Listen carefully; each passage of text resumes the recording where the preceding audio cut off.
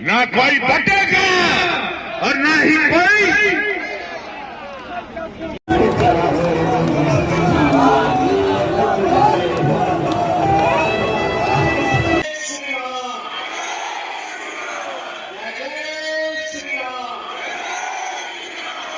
बता रहे हैं सीसा मऊ हम जीत चुके हैं। आप 20 तारीख को देख लीजिएगा। नमस्कार दोस्तों, आप देख रहे हैं स्वराज इंडिया डिजिटल और हम हैं निर्मल तिवारी। सीसामऊ विधानसभा चुनाव में अब प्रचार का शोर थम गया है। सीसामऊ विधानसभा उपचुनाव प्रचार का यह सफर अजब चुनाव की गजब कहानी जैसा है। 3 बार लगातार चुनाव जीतने वाले सपा विधायक हाजी इरफान सोलंकी को आगजनी मामले में सजा होने के बाद सीसामऊ विधानसभा उपचुनाव की रणभेरी बज गई और आज सपा की ओर से डिंपल यादव के रोड शो तो वहीं भाजपा की ओर से सांसद और भोजपुरी फिल्म सुपरस्टार रवि किशन के रोड शो के साथ ही चुनाव प्रचार अपने चरम बिंदु को, अपने चरमोत्कर्ष को प्राप्त कर समाप्त हो गया। हमने वीडियो की शुरुआत में कहा था अजब चुनाव की गजब कहानी। अब जरा इस दृश्य को देखिए। सपा ने जब इरफान सोलंकी की पत्नी नसीम सोलंकी को प्रत्याशी बनाया तो उनकी आंखों में आंसू थे। वो जब नामांकन करने पहुंची तो उनकी आंखों में आंसू थे। वो जब जनसंपर्क करती थी तो यदा कदा उनकी आंखों में आंसू आ जाते थे। वो जब शिवपाल यादव के साथ मंच पर थी तो भी उनकी आंखों में आंसू थे। वो याचक के भाव में थी। लेकिन वही नसीम सोलंकी जब अखिलेश यादव के साथ मंच पर थी तो आत्मविश्वास से लबरेज थी। और आज जब डिंपल यादव के साथ रोड शो कर रही थी तो उनके चेहरे पर मुस्कुराहट थी। इस बीच 2 और बड़ी घटनाओं का जिक्र जरूरी है।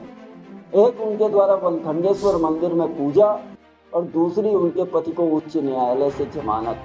तो विधायक जी को छुड़वा दीजिए वाली उनकी याचना, उनकी प्रार्थना आंशिक रूप से तो स्वीकार हो गई। बाकी आंसुओं से जनता जनार्दन का हृदय पिघला, उनके प्रति सहानुभूति उत्पन्न हुई या नहीं, यह तो 23 तारीख को पता चलेगा। अब बात बीजेपी की करें तो कैबिनेट के सबसे अनुभवी मंत्री सुरेश खन्ना को सपा के इस अभेद्य दुर्ग को फतेह करने की जिम्मेदारी सौंपी गई। साथ ही युवा जोश के साथ राज्य मंत्री नितिन अग्रवाल को भेजा गया और पूरे चुनाव प्रचार में साय की तरह या कहें बैकग्राउंड म्यूजिक की तरह था योगी आदित्यनाथ का नारा, बटोगे तो कटोगे। स्वयं मुख्यमंत्री योगी आदित्यनाथ 3 बार कानपुर आए।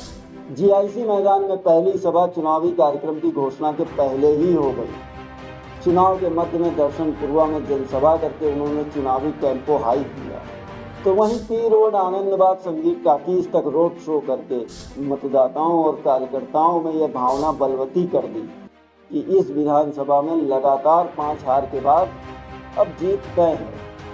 बीच में तमाम नेता आए, तमाम घटनाएं हुई, तमाम आरोप प्रत्यारोप का अनवरत सिलसिला चला, लेकिन प्रचार का अंत हुआ रवि किशन के इस दावे के साथ कि सीसामऊ की जनता सपा को हराकर अयोध्या हार का बदला लेगी। तो सपा के रोड शो में डिंपल यादव के साथ आत्मविश्वास से भरी नसीम सोलंकी की मुस्कुराहट भी कार्यकर्ताओं को जीत के प्रति आश्वस्त कर रही थी।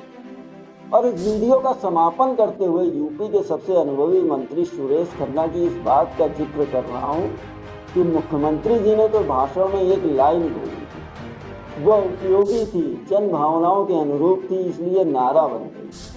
सुनिए सुरेश खन्ना की ये बात। देखिए, आदिकाल से चाहे पृथ्वीराज चौहान हो, उनके जमाने से जयचंदों की कमी नहीं है। इसलिए ये नारा अपने आप स्वाभाविक रूप से बन गया।